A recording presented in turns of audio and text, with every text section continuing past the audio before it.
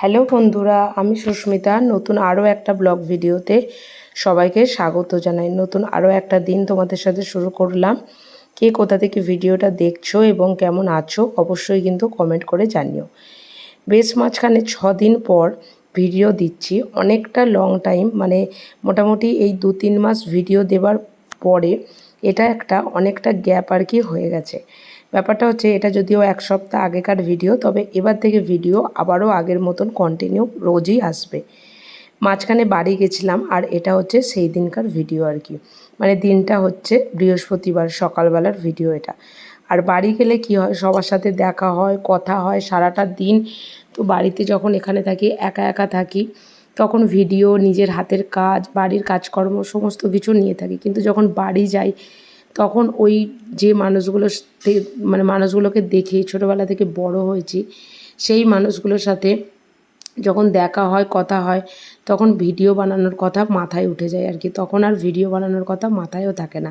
মানে শুধু ভিডিও বানানো নয়, ভিডিওর যে ছোটো ছোটো ক্লিপগুলো হয় সেগুলো পর্যন্ত নেবার মতন মানে কি বলবো, ইচ্ছা বা কোনোটাই কিছু থাকে না।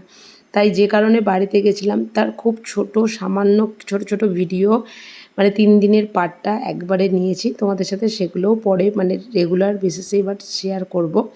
তবে দিনটা হচ্ছে বৃহস্পতিবার সকালবেলা, ওদিকে খাবার মানে রান্নার জন্য মানে রান্নাটা বসিয়ে দিয়েছি, আর এদিকে বিছানার চাদর টাদর সমস্ত কিছু পাল্টে দিচ্ছি, কারণ দিন 15 হয়েও গেল আর তার সাথে সাথে থাকবোও না।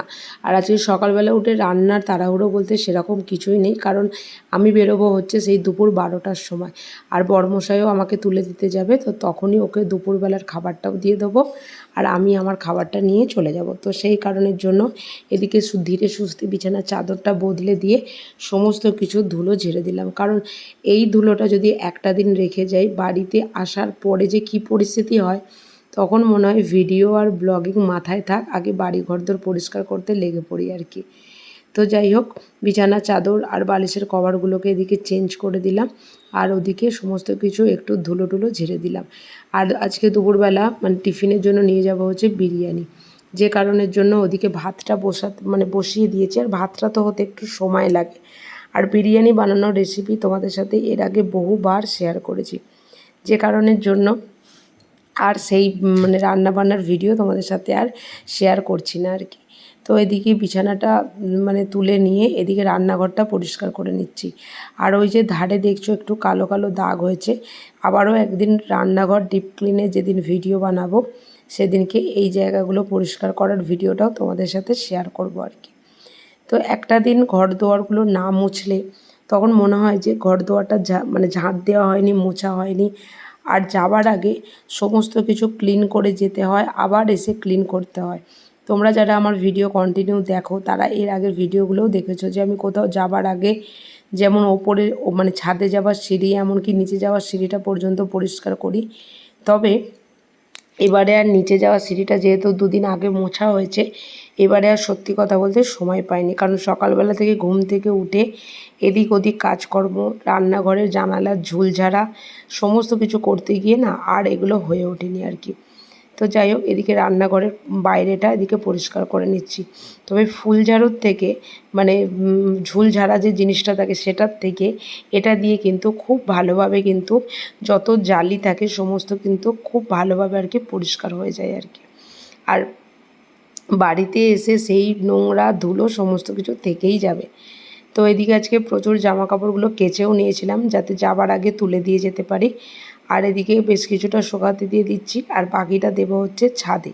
আর চানটাও হয়ে গেছে, তো তারপরে করব হচ্ছে রান্না, কারণ চানটা না করে নিলে চুলটা শুকানোরও ব্যাপার থাকে।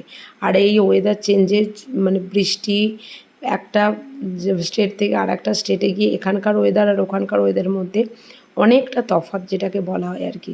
তো যে কারণের জন্য এদিকে চানটা করে চুলটা যত তাড়াতাড়ি শুকিয়ে যায় ততটাই ভালো। আর এদিকে ওই যে বিছানার চাদরটা যেগুলো কেচেছিলাম সেগুলোকে এদিকে মেলে দিয়ে যাচ্ছে, আর কম্বলগুলোকেও এদিকে কেচে নিয়েছিলাম। তার কারণ হচ্ছে সমস্ত কিছু কাচাকুচি পরিষ্কার করে রেখে গেলেই তবেই এসে কিন্তু মানে আর কি একটু স্বস্তি মেলে কাছাকাছি থেকে আর কি। তো যাই হোক, এদিকে সন্ধ্যাবেলা জলখাবার মানে খাবার জন্য ট্রেনের মধ্যে এদিকে একটু ম্যাগি বা চাউমিন বানিয়ে নিচ্ছি। তার কারণ হচ্ছে বিকালবেলাটা ট্রেনের ওই চাউমিনটা না মোটেই খেতে ইচ্ছা করে না। আমি একবার কিনেছিলাম, দাম নেয় 50 টাকা, 50 টাকার 5%ও খেতে পারবেন না, মানে এত বাজে ওদের ওই ম্যাগি বা চাউমিন যেটাই করুক না কেন। তো সে কারণের জন্য আমি এদিকে বাড়িতে করে নিচ্ছি, আর ওদিকে বিরিয়ানির জন্য বেরেস্তা বানাচ্ছি, আর এদিকে তোমাদের চিলি চিকেন করব। আমার বেশ চিলি চিকেনটা একটু ড্রাই হলে, ঝাল ঝাল হলে খেতে ভীষণ ভালো লাগে আর কি। তো পুজোর কদিন কথা মানে বলে বলে গলাটার অবস্থা খুব খারাপ, কথা বলতে খুবই কষ্ট হচ্ছে, যে কারণের জন্য ভিডিওগুলো রেগুলার পোস্ট করতে পারিনি আর কি। শরীর ভালো না থাকলে না কোনো কিছুতেই যেন মন লাগে না আর কি। তাই ছোট ছোট যতটুকু হয় ততটুকু তোমাদের সাথে শেয়ার করার চেষ্টা করি। মানে জানি না, মানে এই ভিডিও বানানোর জন্য, মানে ভিডিও বানিয়ে ভবিষ্যৎটা হয়তো আমি চিন্তা করি না, কিন্তু মনে হয় যে এই টুকিটাকি জিনিসপত্রগুলো স্মৃতির পাতায় থেকে যাবে। মানে স্টেট অনুযায়ী বা যেখানে যাই করি না কেন, তোমাদের সাথে যদি ছোট ছোট করে শেয়ার করি, সেগুলো কিন্তু আমার এই ইউটিউব চ্যানেলে রয়ে যাবে ভবিষ্যতে আর কি। তখন হয়তো সেগুলো দেখে কিন্তু ভালো লাগবে যে এই বাড়িটাতে আমরা ছিলাম, বা এই বছর এই সময়টাতে আমরা এখানে গেছি, বা সমস্ত কিছুই যেটাকে বলতে পারো। তো ওদিকে আমার রান্নাবান্না কমপ্লিট হয়ে গেছে, আর এদিকে টক দইটাকে জল ঝরাতে দিয়েছি। 200 গ্রাম টক দই কিনলে তার মধ্যে থেকে 100 গ্রাম জলই শুধু বেরোয় আর কি। আর একদম এই লিকুইড টক দই দিয়ে রায়তা খেতে একদমই ভালো লাগে না। আর আমরা যে দোকান থেকে এখন টক দইটা কিনে নিয়ে আসি, সেই দোকানের টক দইটা এত বাজে, মানে খেতে ভালো কিন্তু এতটাই লিকুইডের পরিমাণটা, জলের পরিমাণটা এতটাই বেশি থাকে যে সেটা একদমই ভালো লাগে না। তবে বাড়িতে দেখেছো তোমরা যে 2-1 দিন আমি টক দই পেতেও ছিলাম, ভীষণ সুন্দর হয়েছে। তবে বাড়ি ফিরে এসেছি, এইবার বানাবো হচ্ছে বাড়িতে একদিন বানিয়ে 2 দিন যাতে খাওয়া যায়, সেই হিসাবে টক দইটা এখানে বানাবো। এদিকে রান্নাঘরটাও পরিষ্কার করে নিয়েছি, করে নিয়ে এদিকে রাতের খাবার, দুপুরের খাবার, সন্ধ্যার খাবার, বরমশাইয়ের টিফিন সমস্ত কিছু এদিকে রেডি করে নিয়েছি। আর এদিকে বরমশাইদের অফিসের একটা গাড়িও এসে গেছে। এগুলো এক প্রকার ল্যাবে থাকে, তো আমি তো একাই যাব, বরমশাই গাড়ি নিয়ে যাবে, কারণ ও তো অফিসে চলে যাবে, যেহেতু নাইট ডিউটি ছিল সেই কারণের জন্য একটু বেলায় আর কি যাচ্ছে। আর এই যে রাস্তায় সিগন্যাল পোস্টে আমরা এখন দাঁড়িয়ে আছি, যে ড্রাইভার দাদা যাচ্ছে আর কি, তাকে আমিও খুব একটা চিনি না, আর উনিও আমাকে চেনেন না আর কি।